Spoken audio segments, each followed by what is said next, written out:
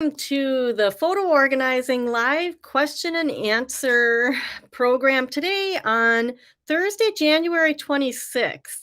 And we're going to just give it a couple here. Hold that thought. We quit that. Okay. Oh, no, no, no. Don't quit that. Hold that thought. I'm going to mute.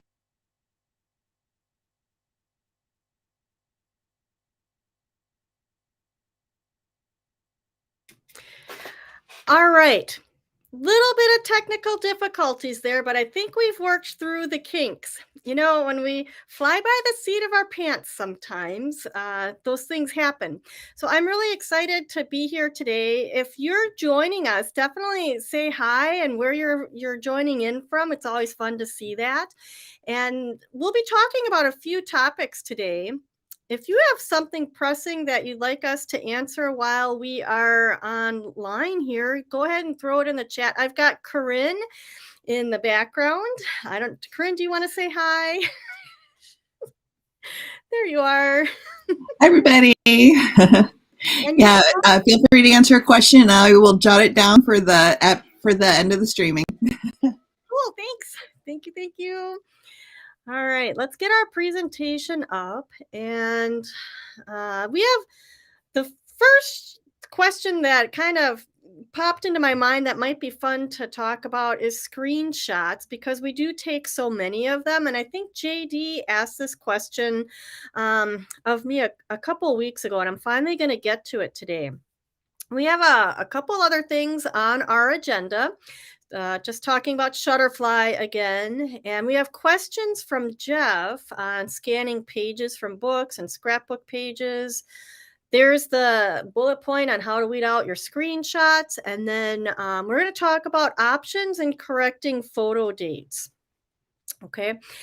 If you have any other questions, again, throw them in the chat. And I guess if you're joining for the first time and you haven't seen us before, I'm Molly Bartelt. I own Pixologie, and we help people get their photos, back in their life to be enjoyed and shared. Don't be overwhelmed by them anymore, whether it's your print pictures or your digital pictures. So we are so glad to be a resource.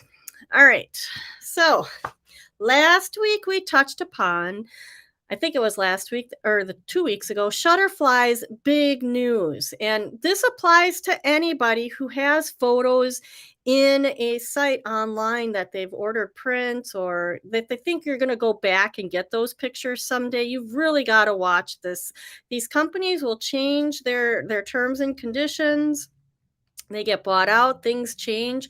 Never ever rely on a company like Shutterfly to be the preserver of your family memories.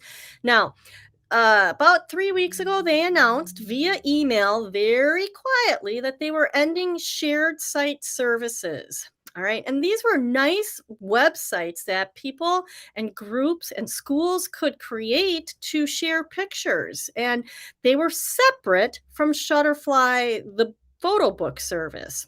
All right. And this is an email I got yesterday that it comes from Shutterfly customer success.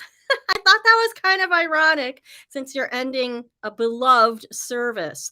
All right. And a couple things from the email here. You can see this is ending March 25th. You need to get the content out of there. Okay. The accounts are going to be deactivated. The next part of the email shows the 2 ways to save your share sites, photos and projects. And we have a video that we put up a couple weeks ago about getting pictures out of the shared site. It just takes a little bit, to save your shared site photos to an album in Shutterfly and then download them. I love the option number 2 where it says you can download your share site photos one at a time to your computer. Like some people have thousands of pictures up there. That's not a customer success solution there. I'm telling you. Now, when I read further in the email, they did announce a partnership with TeamSnap, which sounds like a promising thing, but TeamSnap is a paid service. And the Shutterfly is offering a discount of 30%, which is nice. I put a screenshot up here of TeamSnap so you could get an idea of how much these shared sites are charging. And they really were always designed for like schools, clubs, and leagues. But many consumers used, the shared site in Shutterfly to share family event and travel pictures, things like that. Well, anyway, TeamSnap is an option, and I looked through their website. It looks like a really nice company. I read a little bit about their background. I always just caution, this is a great way to share pictures, but preserving them for the future, you don't know if these companies are going to be around. All right. And you can see their subscriptions are annually, so you'd have to be paying annually if you wanted to maintain some sort of group site for sharing pictures. Anyway, that is Shutterfly, the news that came out this week. I mostly am amused that it would call it, customer success.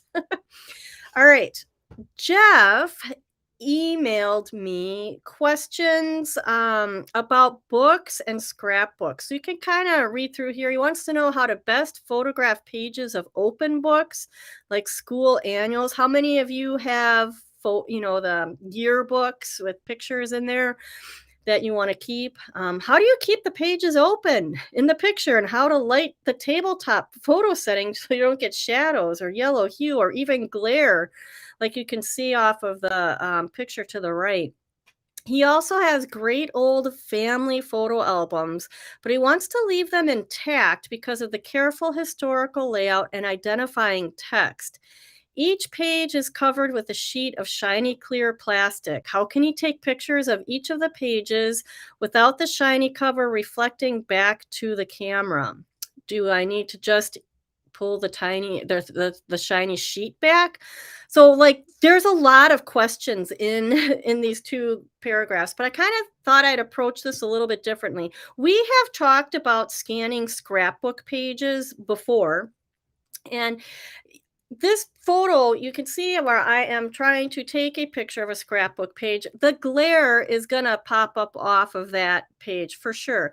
We never ever recommend scanning through plastic, and that could be the plastic that's on the sticky albums. It could be page protectors like the scrapbook.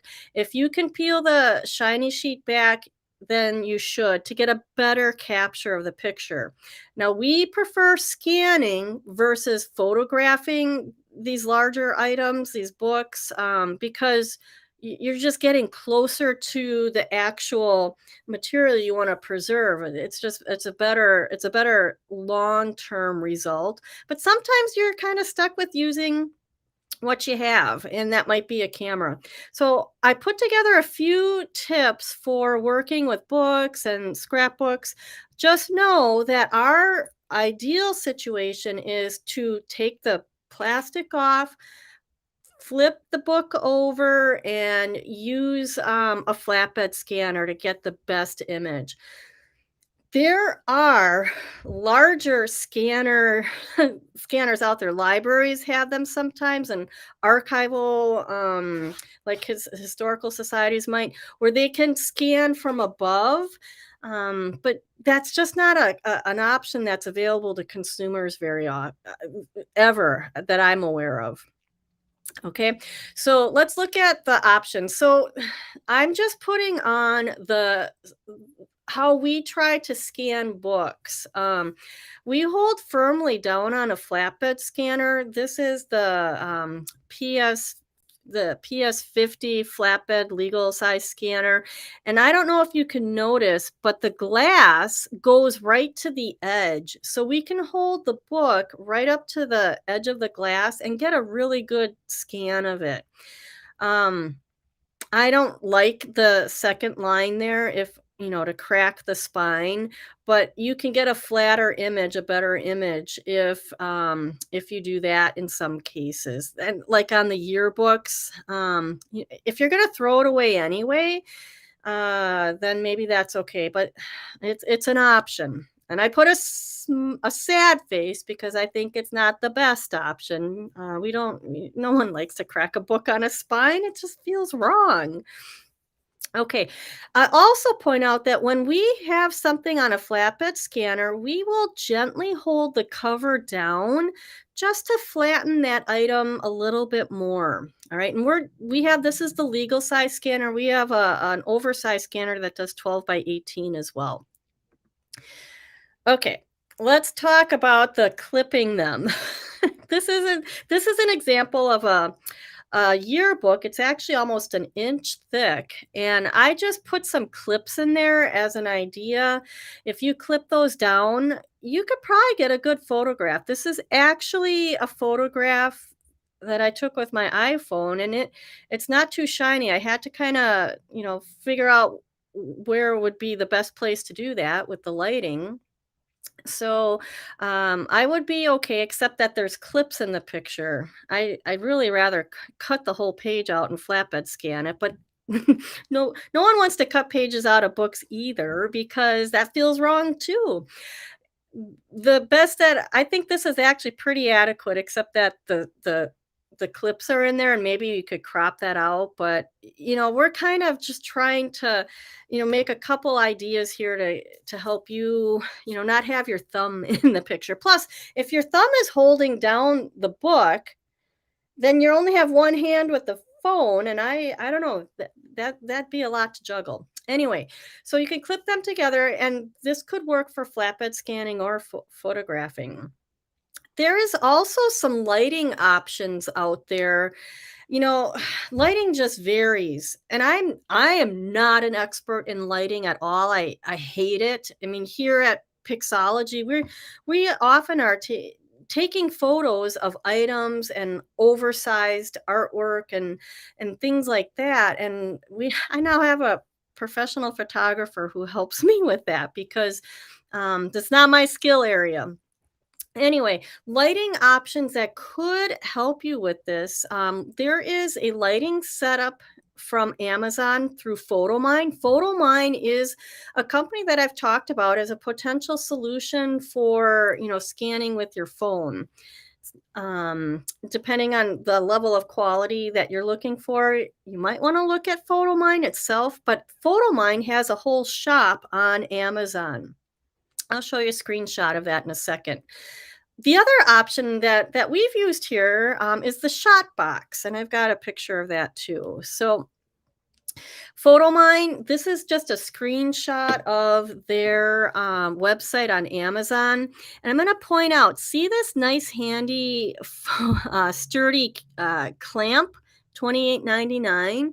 That's actually really handy. I think that could be really useful, and just, getting your phone flat, because it's hard to get your phone flat and take a picture, at least for me. So then on the right-hand side, there is this PhotoMine professional photo studio shooting tent. I have not tried it, but I noticed that could be a solution. It might help dull the bright lights that you have going on. It is $38.99 and it has 270 ratings, 4 stars. So that might be an option. Another option that we have used here at Pixologie is the shot box. And this particular picture doesn't do it justice for working with books, but the shot box works with your phone, your iPhone or your Android phone. And right now, the way she's using it, it's on a stand, but the phone can also be placed on the top. All right. And then a flat book you put inside. I think scrapbook pages fit in here easily. 12 by 12 fit in there easily. And that might be an option. It actually has lights within it that you can dim and make stronger if you like. And I believe these may run around $100 or $150. I forgot to look at the price when I put this up here. So that could be an option too. I think there is, I didn't want to go that far. when push comes to shove and, getting pictures of, awkward materials like books that are wanting to close, y if you can have someone help you, that's even better. I don't know if that's an option for Jeff, but I think, having someone help hold things down might be a beneficial. And then, experiment with the lighting. I mean, that's the challenge, and we do not recommend, again, photographing or scanning through plastic. All right, plastic covers, the plastic pages, the plastic sheets that go over those albums I was mentioning. And occasionally, we have, oversized items that are framed, and sometimes you do have to photograph through the glass on those if you don't want to take apart the professional framing. But that was a topic from another time, and I diverged.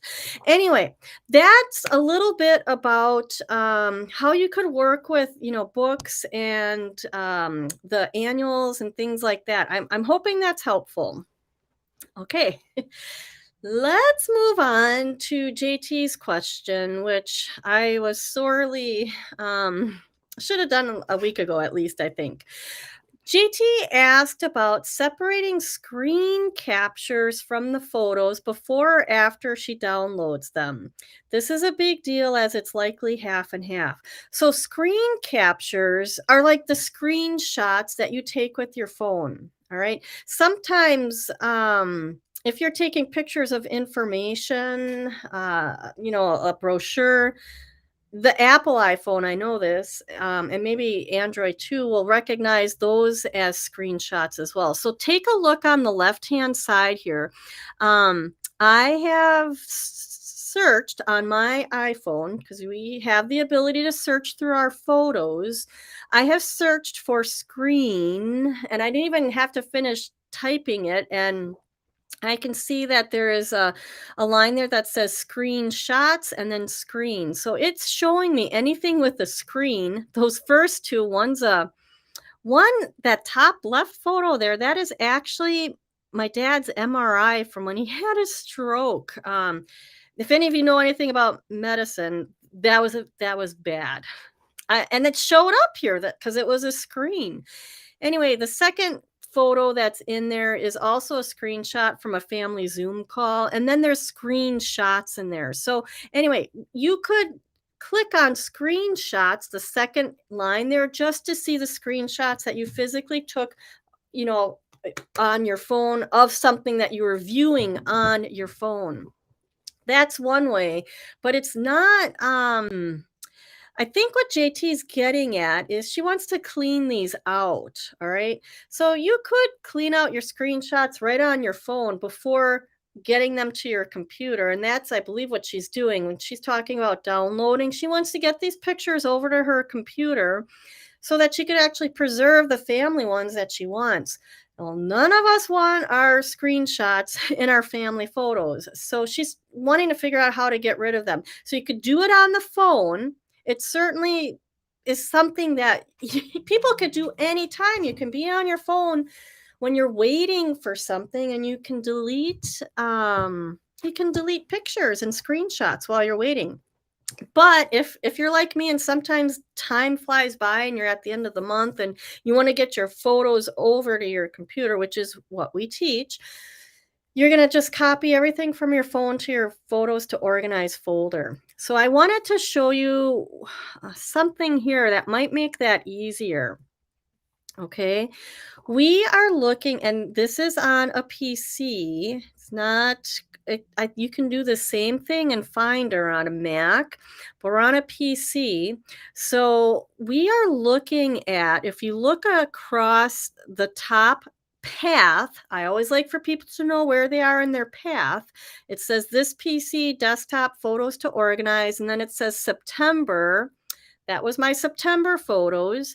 And then there is another folder in there called work photos, because I take a lot of work photos. Anyway, We are in the work photos folder, and I have the details view selected, so I can see all of my files in detail view. It's just easier for me to look at that.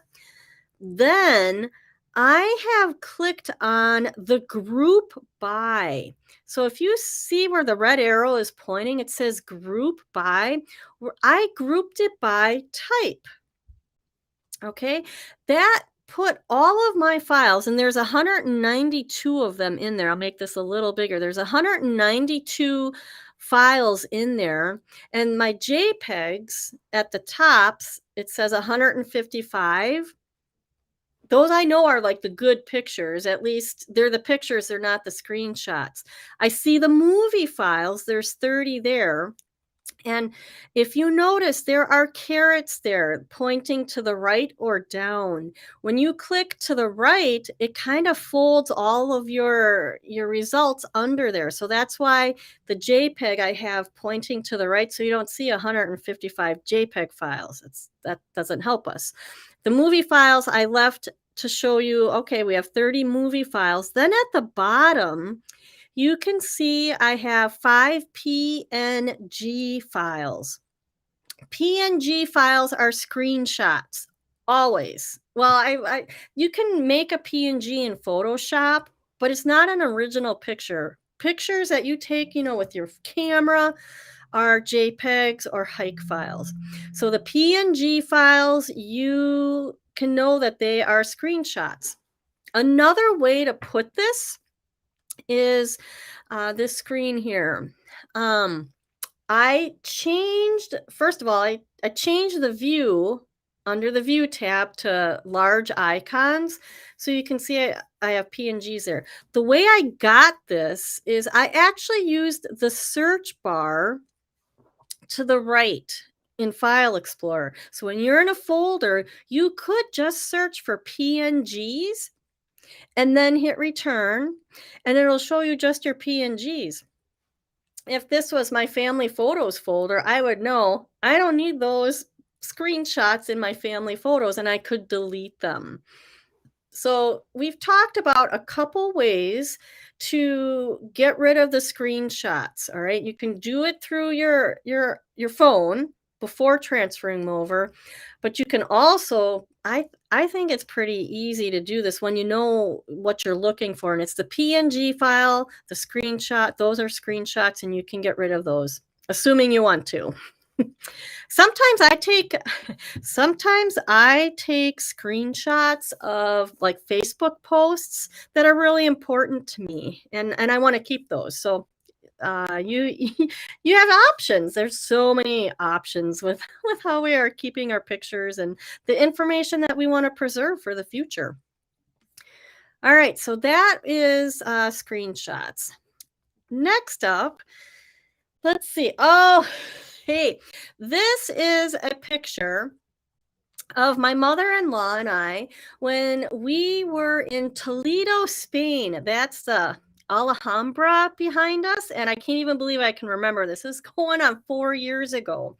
I put this picture in here because foreign travel, actually travel across anywhere that involves time zone changes, is a real problem for people who are taking pictures with both a phone, your smartphone, which is updating most likely to the time zone, and if you're taking pictures with a camera like I was there.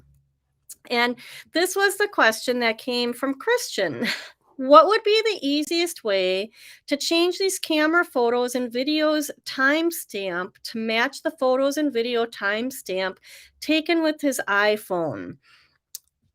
I think I've got a screenshot. He actually shared this with me, and I'm gonna make this be a little bigger just to show you.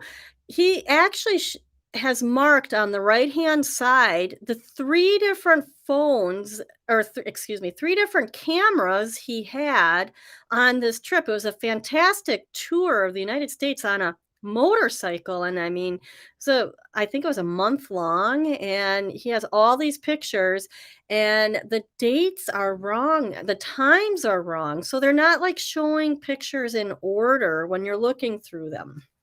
So my, the first question I have is, well, how detail oriented do you want to be? Because in my mind, it looks to me like these are all pictures from September 17th. For me, that's good enough. If they ended up in a folder for the same date, I can live with that. But I think he had more than 50 pictures in this folder. If I'm not quite sure how many there were in there, but if you really want to get the time right so that things flow in order, well, that's a little putsy work that's going to have to be done. So let me show you a simpler example than what he's got going on. Okay. All right. So on that trip that my mother-in-law and my daughter, when we went to Spain together, we had a lot of cameras and a lot of phones. I'm showing you two pictures here that were taken within maybe a half an hour. This is at the Madrid airport. And no, I have no recollection of what the name of the airport was, but it's the airport in Madrid. This picture on the left, you can see 2019-06-11. That's the date the photo was taken, June 11th, 2019. Then the time was at 1:16 a.m. Okay. That was that that was that was my daughter's camera, I think. Then no, that was my iPhone. Then the picture on the right, just a little ways later, we get to where we can look out the airport window. This picture is also dated 2019, June 11th, but the time is 4:15 a.m. And I know it's a.m. because I just saw that in the details view. All right. So they are 3 hours apart in a minute, or 2 hours, whatever, 2 hours and 59 minutes. That's really irritating, especially, if you're concerned about details like that. So there are multiple ways to change dates on pictures. And the one thing that is nice is when you don't have to do it one by one. All right. The first way is with File Explorer, but this is not going to help Christian. But I wanted to point it out for other people who want to change the dates on pictures. When you're in File Explorer, you can select the pictures that you want to change the date on. All right, so I've selected those two photos, if you remember them from the screen before. And then I have on the right-hand side the details pane showing. All right, if you don't have the details pane, you need to add it. And that's under the View tab. If you look across the top, I'm in the View tab, and then you can see Navigation and Details pane we need.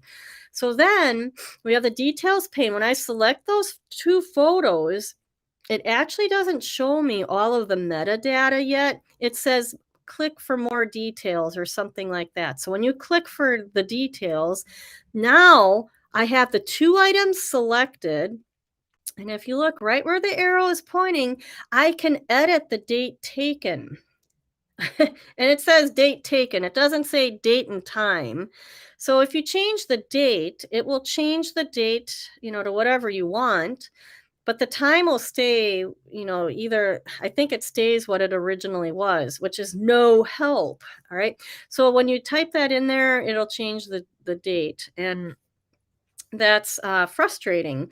So let me just go to the next slide here. I guess that's what I wanted to show. And I'm going to just go back one just to tell you, this is a great feature in File Explorer if you have like photos that you scanned from the 1980s and you want to change a whole bunch of them to 1980. People don't really care about the time then. So for those of us who want to edit the time, there's there's all sorts of programs out there. I have relied on XNView MP, and I'm gonna put a link in the chat about this because XNView MP is good for batch renaming photos. It's good for rearranging and organizing photos, and it is good for converting hike files to JPEGs. XMView is free download, and I know there's a learning curve to it, but I've managed to figure it out, and I think, it's a tool that can be used. So right now, I have this same batch of photos open in XNView, and I've selected 2 of them. They're on the top right here. I've selected them, and I went to the tools tab, and I went down and found change time stamp. All right.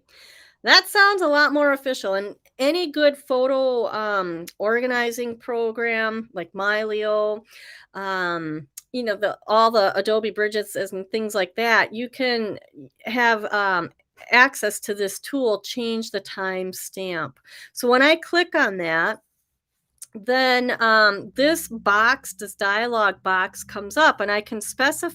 I can change it to a specific date and time, which is great. But also there is a little option below that you can, do things by increments so that it's not everything's renamed or redated to the same exact time.